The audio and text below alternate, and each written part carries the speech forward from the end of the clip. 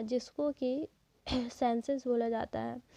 जनसांख्यिकीय डेटा का सबसे महत्वपूर्ण स्रोत जनगणना है। यह एक निश्चित समय पर देश और उसके लोगों के बारे में बहुमूल्य जानकारी प्रदान करता है। भारत में आधुनिक जनगणना की शुरुआत वर्ष 1872 में हुई थी। उस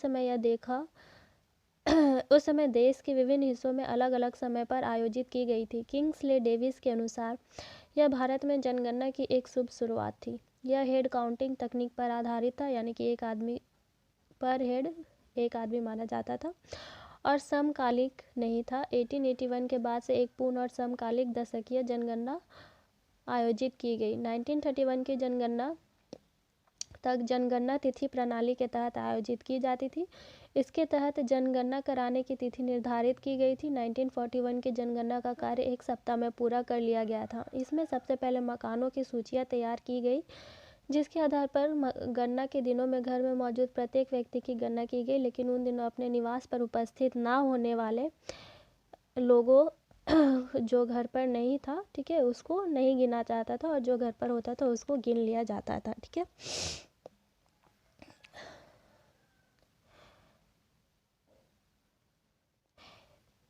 तिथि प्रणाली जनगणना में वो उसका नाम से ही पता चल जाता है कि उस दिन एक डेट फिक्स किया जाता था और उस दिन सभी को उस दिन सभी को अपने घर पर रहने के लिए सलाह दिया जाता था, ताकि जनगणना करते वक्त कोई छूट ना जाए। ठीक है, और उसी डेट को जनगणना किया जाता था।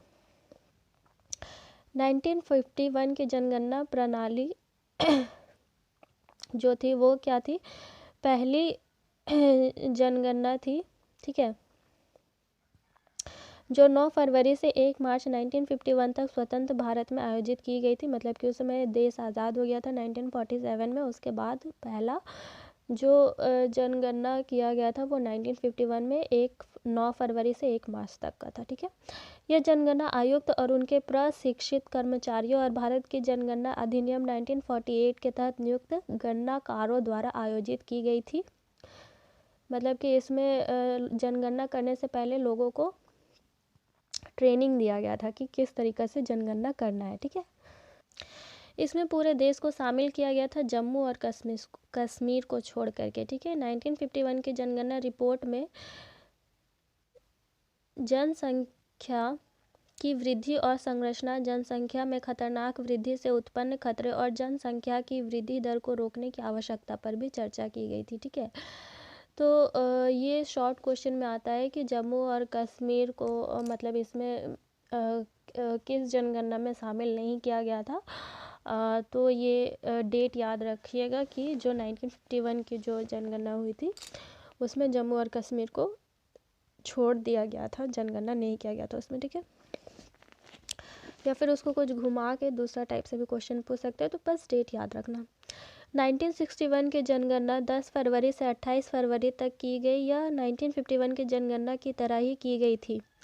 अनुसूचित जातियों, अनुसूचित जनजातियों और कृषि उद्योग या किसी अन्य कार्य आदि में लगे व्यक्तियों के बारे में कुछ अतिरिक्त जानकारी एकत्र करके पिछली जनगणना में सुधार किया गया। पूरी भारत के अलावा इसे जनगणना में पहली बार जम्मू और कश्मीर को भी शामिल किया गया था। ठीक है, तो 1961 का जो जनगणना था उसमें जो 1951 की जनगणना के मुकाबले कुछ सुधार किए गए थे, ताकि जनगणना करने में और भी आसानी हो जाए, और इसमें जम्मू और कश्मीर को भी शामिल किया गया था। ठीक है, 1971 की जनगणना 10 मार्च से 3 अप्रैल तक की गई थी। यह पहले की जनगणना की तुलना में अधिक व्यापक थी और इससे संबंधित निम्नलिखित अतिरिक्त जानकारी एकत्रित की गई। पहला, एक विवाहित महिला उस स्थान के बारे में जहां वह अपनी शादी से पहले थी। दूसरा, मुख्य व्यवसाय और काम का स्थान। तीसरा, कार्य की प्रकृति और अवधि। स्नातकों और टेक्नोक्रेट होने के वर्ष, विदेश यात्राएं किए गए शोध, प्रकाशित कार्य आदि। ठीक है, तो 1971 की जो जनगणना थी वो 1961 और 1951 में जो क्वेश्चन पूछे गए थे उसके अतिरिक्त इसमें ये सारे क्वेश्चन जो थे उसको भी ऐड किया गया था, ताकि जनगणना का जो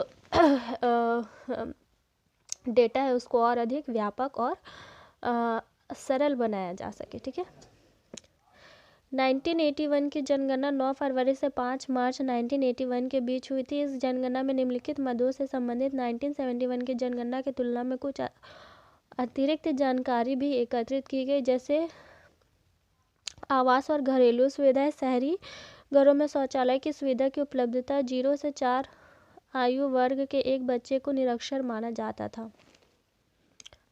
ठीक है, तो 1971 में कुछ और क्वेश्चन ऐड किया गया, फिर 1981 में कुछ और क्वेश्चन ऐड किए गए। ठीक है, 1991 की जनगणना 9 फरवरी को शुरू हुई और 28 फरवरी 1991 को समाप्त हुई। 28 फरवरी की रात को बेघर लोगों की गणना की गई। 1 मार्च से 5 मार्च 1991 के दौरान एक पुनरीक्षण दौर किया गया। जम्मू और कश्मीर में गणना कार्य अगस्त सितंबर 1991 के दौरान और बर्फ से ढके और दुर्गम क्षेत्रों में सितंबर अक्टूबर 1991 में किया गया था। इस जनगणना में निम्नलिखित अतिरिक्त जानकारी एकत्रित की गई।